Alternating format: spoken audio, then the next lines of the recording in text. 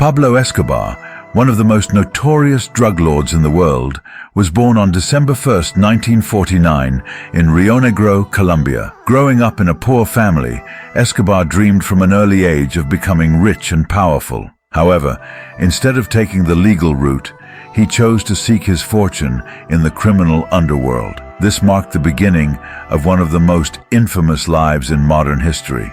In the 1970s, Escobar began to enter the drug trade. He recognized the enormous potential of the cocaine business as demand for the drug in the United States skyrocketed. Initially, he smuggled small amounts, but soon he founded the Medellín Cartel, which quickly became the largest drug organization in the world. The cartel produced and transported tons of cocaine to the U.S., earning millions of dollars daily. Escobar's wealth grew unstoppably. He bought mansions, planes, and even a private island. But it wasn't just about money for him. He craved power and influence. Escobar involved himself in Colombian politics and was even elected to parliament in 1982. However, his past as a drug trafficker soon caught up with him, and he came under pressure from the government. But Escobar was not just a ruthless criminal.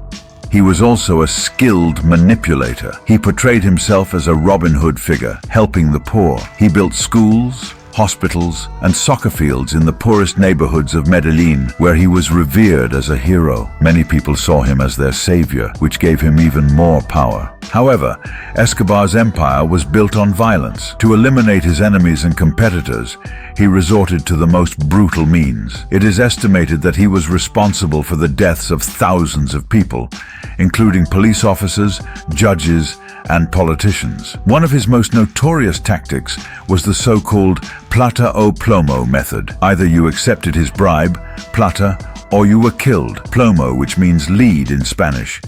In the late 1980s, the Colombian government and the United States began to intensify their efforts against Escobar. The pressure became unbearable, and in 1991, Escobar surrendered to the authorities, but only under the condition that he could stay in his own luxury prison, La Catedral. However, even from there, he continued to run his business. When the government realized this, they decided to transfer him to a real prison, but Escobar escaped. What followed was one of the largest manhunts in history. For over a year, Escobar was on the run until he was finally tracked down in Medellín on December 2, 1993. In a dramatic shootout with the police, Escobar was shot and killed on a rooftop. Pablo Escobar's death marked the end of an era, but his legacy lives on. To this day, his life fascinates people around the world.